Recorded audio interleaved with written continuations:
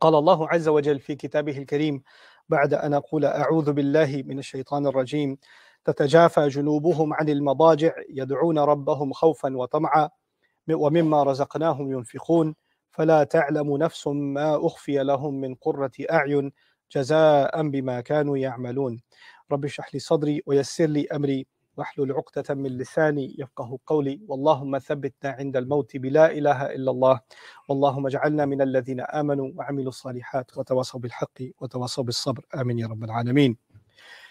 Inshallah, in today's khutbah, I'd like to talk about a question that I've been asked many times, and I think it's a great time to talk about this subject because we are now in the month of Ramadan, about which Allah Azza wa Jal has told us a few key things, and one of those things is an indication that this is a month of a lot of dua. So in the few ayat that Allah has given us about Ramadan, Allah did mention in those ayat, وَإِذَا سَأَلَكَ عِبَادِي عَنِّي فَإِنِّي قَرِيبٌ أُجِيبُ دَعْوَةَ الدَّاعِ إِذَا دَعَانِ فَلْيَسْتَجِيبُوا لِي وَلْيُؤْمِنُوا بِي لَعَلَّهُمْ يَرْشُدُونَ. That when my servant, my slave asks you about me, then I am, without a doubt, I am near. I respond to the call of the one who calls, meaning the prayer of the one who prays to me, the asker, the one who asks of me. I'll wait for you to turn your phone off. Okay. فَإِنِّي قَرِيبٌ, so that I am near. I respond to the call of the one who calls whenever they may call. إِذَا دَعَانِ, whenever they may call me. So that indicates that this is a month of lots and lots of dua to Allah. And it's interesting that as I travel, especially over the last year, one of the most common questions I received, one way or another, was the same question, and it always had to do with dua. So I'm going to explain the question to you first, and then we'll try to wrap our minds around some things about the answer. So the question is something like this. I trust Allah, I believe in Allah, I pray to Allah, I ask Allah for something, and I've been asking for a long time for the same dua over and over again, and I just don't seem to get that prayer answered. Like Allah doesn't seem to answer that prayer. On the one hand, I find in the tradition that there's narrations like even if you ask for a shoelace, ask Allah. Right, so I'm not asking for much from the kingdom of Allah. I'm asking for something very little, and I keep on making dua for it, and it's simply not getting answered. So what is Allah telling me? Is He telling me to give up on my prayer? Is He telling me to stop asking for that thing? Or is it that just some duas just don't get answered? How do I make sense of this when we hear Allah say that He hears every prayer, and He's just not answering my prayer? So what am I supposed to think? So a few things about that I want to start off with. The first of them is humility. And I'm not saying that the people who ask this question lack humility, but I and you, all of us, need a reminder in certain things. Who exactly are we asking? We're asking Allah Azza wa Jal. And when we ask Allah, we are asking the King of all kings, and we are the lowest before Him. We are the ibad, we are the slaves, and He is the ultimate King. We have to have a humility in the way that we ask. And actually that humility goes further than any other king that one might ask.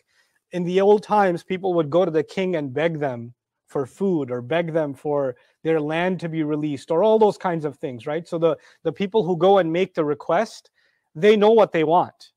Like, that's a very common thing to say, I know what I want. But actually the humility to Allah it requires a step further that you don't even require for anyone else. It's only with Allah.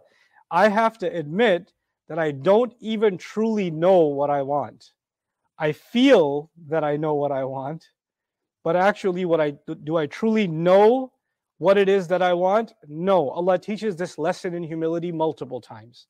For example, Allah says, وَيَدْعُ الْإِنسَانُ بِالشَّرِّ دُعَاءَهُ بِالْخَيْرِ وَكَانَ الْإِنسَانُ عَجُولًا. The human being keeps on asking for something harmful, while the prayer he's making is actually for something good. Meaning in his mind, in the person's mind, they're actually asking for something good, not realizing that that one good in their mind may lead to a lot of bad. And when you balance those two things out, it's going to be much worse than what it is now.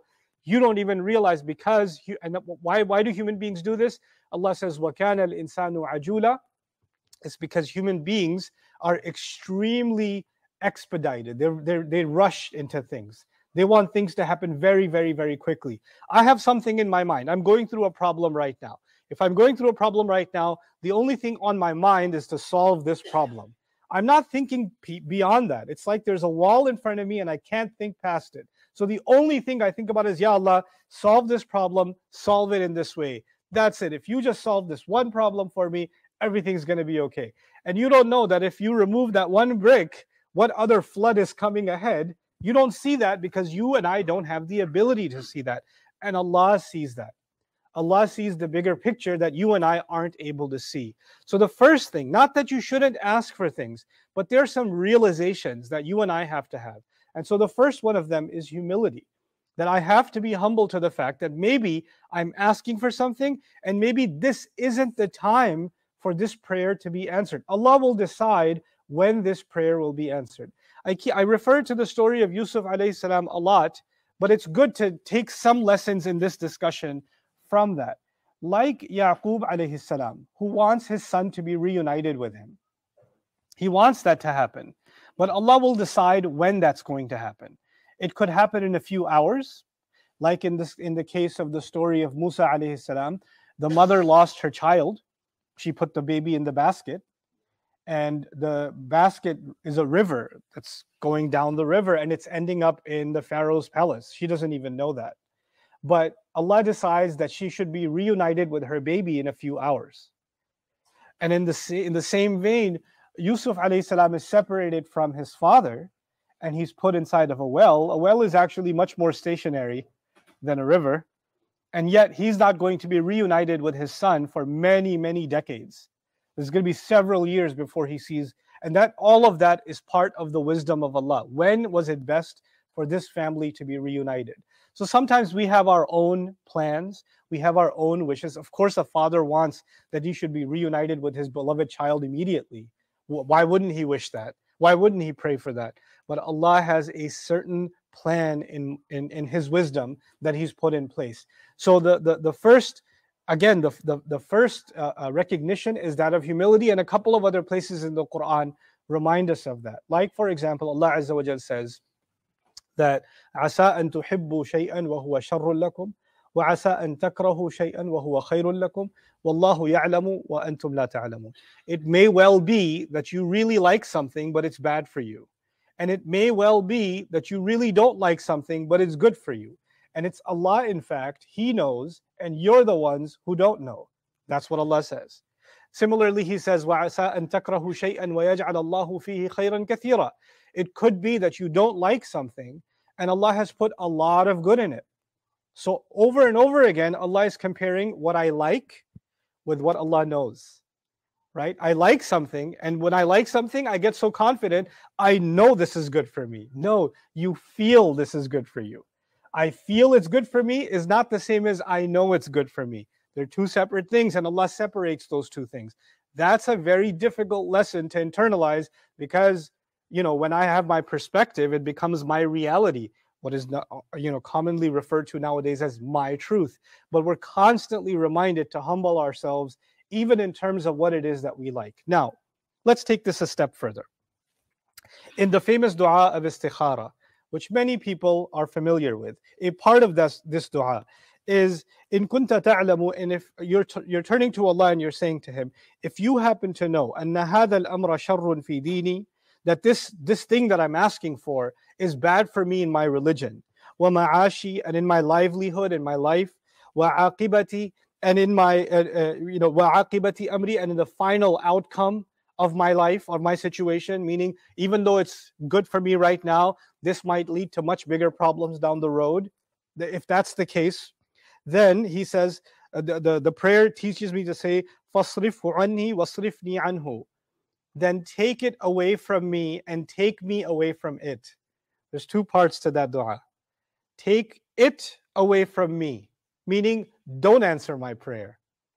Don't let me have it. And there's a humility in this dua. I don't actually know if this is good for me or not. So Ya Allah, you know better. And if this isn't good for me, Ya Allah, take this away. Don't let it happen.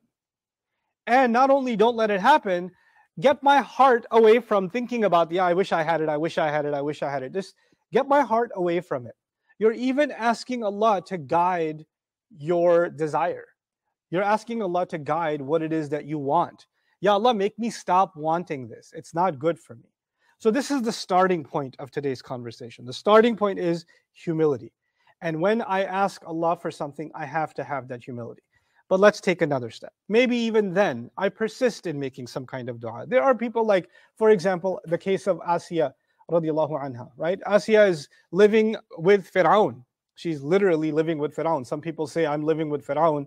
She gets to say that literally, right? So she's actually living with Fir'aun. And she wants to get away from Fir'aun, and she can't. She can't get away from him because it's not like she can call the police. He owns the police. It's not like she can report him to the government. He is the government. It's not like she can run away into the country. He owns the country. She's got nowhere to go. So when she says, وَنَجِّنِي مِن فِرْعَوْنَ وَعَمَلِهِ, rescue me from the Pharaoh and rescue me from the things that he does, get me away from him, she's praying desperately for something that is immediately her need. She's suffering and she wants relief from her suffering. And many of us, you and I, many a times our prayers are about finding some kind of relief from some kind of suffering, right? That there's relief from suffering that we're asking for. And we know in her dua, what did she combine that with? وَنَجِّنِي مِن فِرْعَوْنَ وَعَمَلِهِ وَنَجِّنِي مِنَ الْقَوْمِ الظَّالِمِينَ. But right before that, she said, إِبْنِ لِي بَيْتًا فِي الْجَنَّةِ. Nobody actually made this prayer in the Quran except her. It's a unique prayer. My master, build me a home in Jannah. She says, build me a home in Jannah and rescue me from the Pharaoh. It's really interesting because it's almost as though she realized there is no building in this world that is safe for me.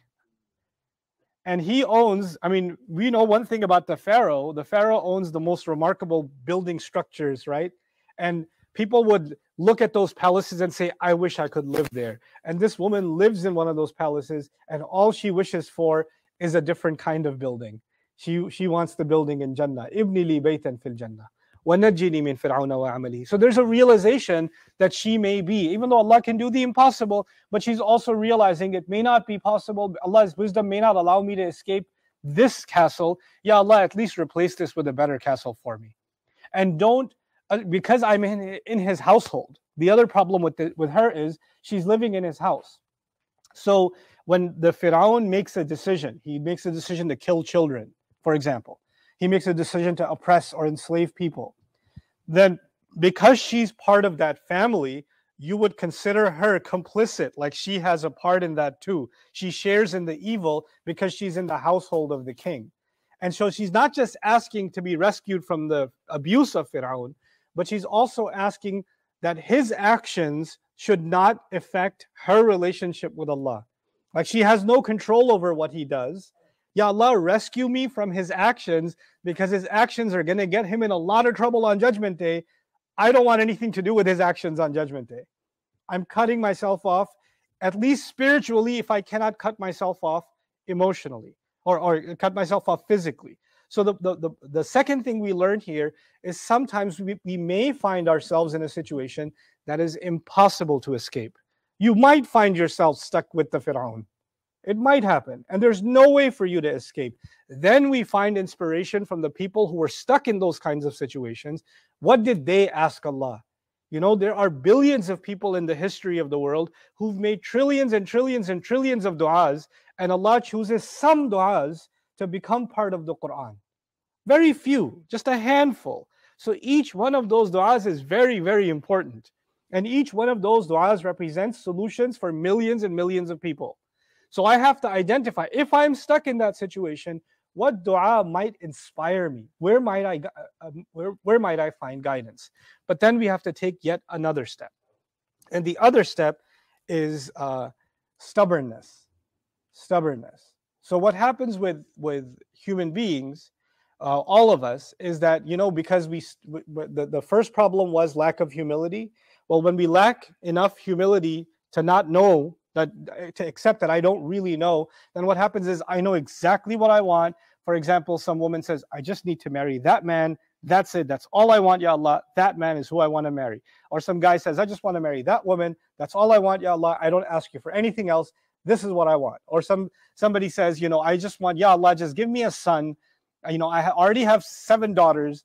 I just need one son. Just give me a son. And that's all I want. I know what I want. Just give me a son, right? So you have people that say, I'm just sure about exactly what I want, right? This is exactly the job I want. This is exactly the spouse I want. This is exactly the house I want. This is exactly the child I want, etc., right? Or even if you have a child, Ya Allah, I need to make my child a hafiz of the Quran. That's it. I just need to make him a hafiz. That's it. Ya Allah, this is all I want. Or I want them to become a doctor. This is all I want. So we have this desire, this wish, and now we are stuck in it. We are making dua for it. We are constantly pushing towards it in every single prayer. And when that's not happening, you wanted your child to become a doctor, and astaghfirullah, he likes math and he hates biology. And he ended up becoming a PhD in calculus and becoming an engineer or becoming a mathematician. And you're like, how do I even pray to Allah now? Because Allah, I made so much dua. I even went to Umrah. I cried at the Kaaba for him to become a cardiologist. And the only thing he's given me is a heart attack. So I have to go see a cardiologist. So, well, my prayers didn't get answered. Allah didn't answer my prayers. This is where we become stubborn. We want reality to be molded according to our wishes. Now, I'm not talking about relief. I've already talked about relief. I'm not talking about getting out of a bad situation. Now I'm talking about something else, something that I want. Not something that I need, something that I want. And when I want something, and I keep asking Allah for it, and I want Allah to change reality to fit what I want, then Allah responds to this and He says, لَيْسَ بِأَمَانِيِّكُمْ وَلَا بِأَمَانِيِّ أَهْلِ الْكِتَابِ. Reality is not based on your wishful thinking. And it's not based on the wishful thinking of the people of the book before you. I often reference that I went to a Joel Osteen program here a couple of Christmases ago. Joel Osteen, some of you might know who that is. He had a Christmas special at the American Airlines Stadium. And I wanted to see what that's about. So I got a ticket and I went to see Joel Osteen perform and preach on Christmas Eve. And when he went and preached on Christmas Eve, all he was promising people was this year, everything's going to work out. The cancer is going to go away. You're going to get that new job. You're going to get that new. Jesus is going to solve all your problems. He's going to take care of everybody. And everybody's like, yes, sir. Yes, he is. Yes, he is. And they're all so happy that God is going to, for them, who God is going to answer all their prayers, everything they wished for. This is an ancient problem that I want to highlight and bring to your attention. In ancient societies, people corrupted the original religion that Allah revealed through prophets, and they turned it into something else. I like to call it consumer religion, just so you can understand what I mean by that. Consumer religion means I'm going to go up 10,000 steps on top of a Buddhist temple, and I'm going to take some flowers or some milk or something, and I'm going to put it in front of the statue. I'm going to pray for a new house, or the farm should be okay, or I don't get robbed this year or whatever. I take my wish all the way up to the statue, and I'm going to give this God something, and He's going to give me what I wish. Basically, it was a transaction. You do the prayer, the God gives you what you wish. So, you need the prayer to happen. You pray to the rain God, He'll make the rain happen. You pray to so it's constantly an exchange. I ask God, God gives me, or I ask the gods, and the gods give me, right? So it's constantly a series of wishes that we get. Now, even though in our religion we can ask for things in this life, like Asiya was asking for relief, or Zakaria alayhi salam was asking for a child, right? We're asking for things. If you actually study the overall picture of all the du'as in the Quran, if you look at all of them, we're always tying our prayers in this life to something that's coming in the next life. It's never separate. It's always connected in some way. We don't see this life as separate from the next life. Right now we're in dunya, later on we're going to deal with the akhirah. Nope. Everything in dunya is immediately, right now, connected to the akhirah. Immediately. So in all of my du'as, even when Zakaria alayhi salam, for example, asked for a child, he said, ذُرِّيَّةً طَيِّبَةً. ذُرِّيَّةً طَيِّبَةً. Give me a good child. Why is he asking for a good child? Because a good child will carry on doing good even after he's gone, benefiting him in the akhirah. Right? وَاجْعَلْ لِي مِن لَّدُنْكَ وَلِيًّا يَرِثُنِي وَيَرِثُ مِنْ آلِ يَعْقُوبَ وَاجْعَلْهُ رَبِّي رَضِيًّا. He's constantly asking for something spiritual, something that will benefit in the next life while benefiting in this life. The most explicit dua in the Quran, where you and I ask for something in this life, is actually Rabbana atina fid dunya hasana.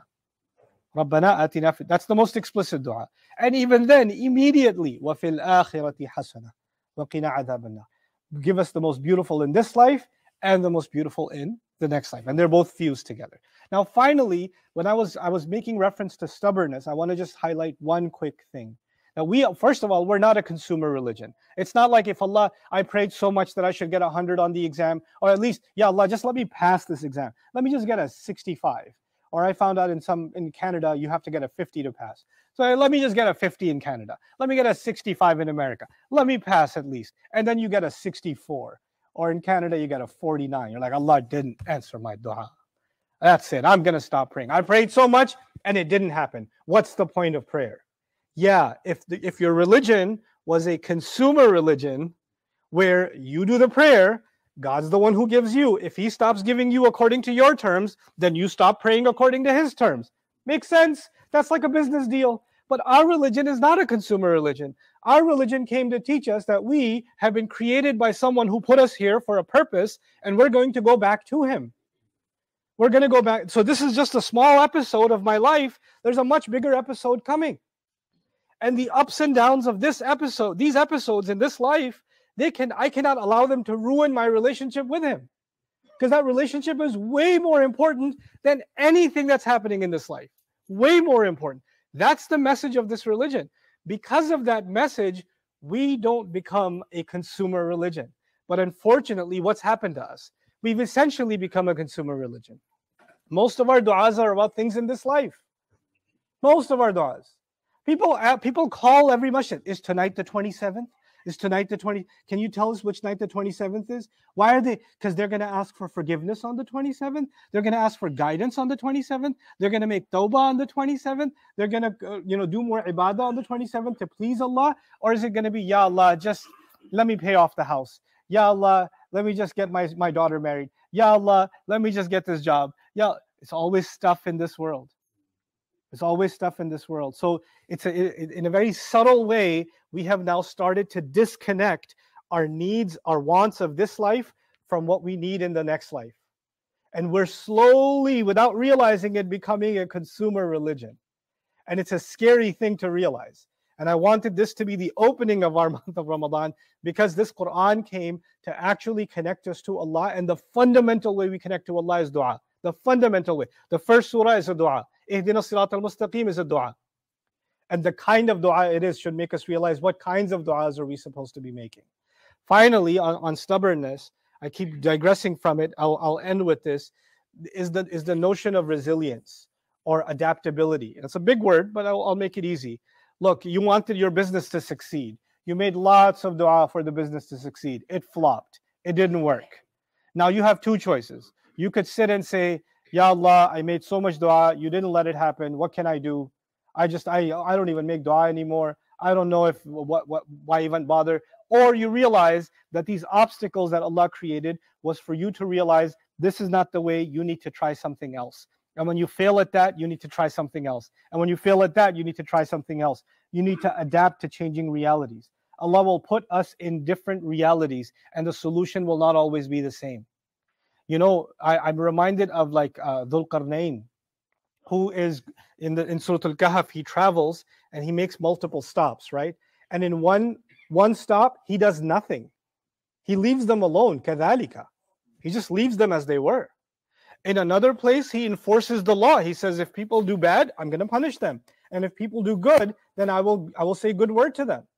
And in his third stop, his final stop, there's a huge band of evildoers coming. The Ya'juj and Ma'juj are coming. You would think he has a choice. He's already done two different things. One, he imposed the law. Two, he did nothing. Three, he says, no, I'm just going to build a wall, keep them on the other side. He didn't do A or B, he did C. What is that? What is that? Every situation requires a different solution. You don't have the same solution for every situation. He has to look at his resources, he has to look at the reality on the ground and make a decision. And maybe the thing you really want, and the thing that I really want, you're not looking at the reality of the situation. You're not practical. Make dua, of course, make dua for all kinds of things. But if you're sitting there making dua, Ya Allah, I'm 4'6", please make me 5'5" by tomorrow morning, then you're not looking at the reality. Then you don't come back and say, well, you can ask Allah for anything, so that's what I want to ask. Then you have a psychological disorder, not just a spiritual disorder, right? So we have to be, we ask Allah. We ask Allah within confines, within guidance, while at the same time using common sense. And I know I should be concluding this, but I'll take 2 more minutes. What I'm also reminded of is acceptance. You know, I met a doctor that really just changed my perspective so much. I met him in Denmark. He's a Muslim doctor. He's a cancer specialist. And he told me that, you know, because most people in Europe, they're not religious. They don't even believe in God much anymore. They just believe in nature, right? So some cancer patient will come to him. They tell him, you have a week, maybe 2 weeks left, right? Do you want to meet with your family? Do you want to stay in the hospital? Yeah, you know, take me off of dialysis. I'm going to go anyway. Let me just enjoy my few last moments with my family. That's what they'll tell him, right? I just want to go in peace. I lived a good life. I want to go in peace. Okay, this is the atheist. This is the one who doesn't believe in Allah. Just says, I'm going to go back to nature. I've been feeding from the earth. Now I can feed the earth. This is their hippie philosophy. Great. Then he gets a Muslim family. Somebody's got cancer. They're on the verge of death. Everybody's making dua. And they're making dua and they're making dua, and the person passes. When the person passes, or they're on the verge of, no, put him on a machine. Keep him on the machine. Keep them alive. Allah will answer my prayer. The miracle will happen. We cannot accept this death. We cannot let that happen. This cannot be. This cannot be. This cannot be. Like the one who doesn't believe in Allah has accepted the reality of death, and the people who supposedly believe in Allah are having so much of a difficulty coping with death and making dua that Allah can somehow move death away. Remove death from the equation. Kullu nafsin dha'iqatul maut. In fact, we even make a dua for death in the Quran. وَتَوَفَّنَا مَعَ الْأَبْرَارِ. Take us away along with good people. Meaning make it a good death. Make it a death that is actually among good people. So I'm not saying don't make dua for those that are sick. Of course you should. Of course you should. But there's also an acceptance of Allah's decree.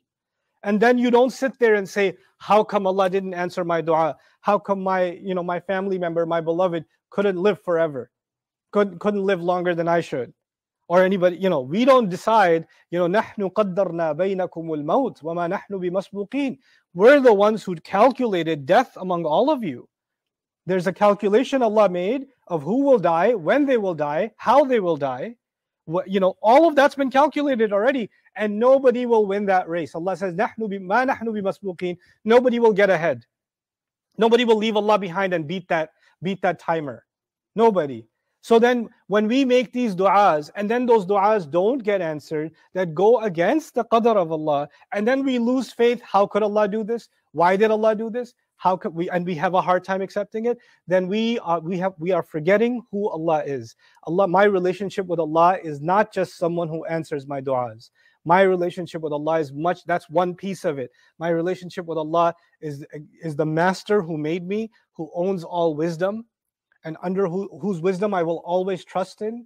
And in fact, even when He doesn't answer my dua the way that I wanted to, I trust that He loves me and protects me and cares for me much more than I can care for myself. So if He's not answering this dua, it's out of love for me. If He's not doing it for me, it's I trust Him. I know my feelings, but I trust His wisdom a lot more than I trust my feelings.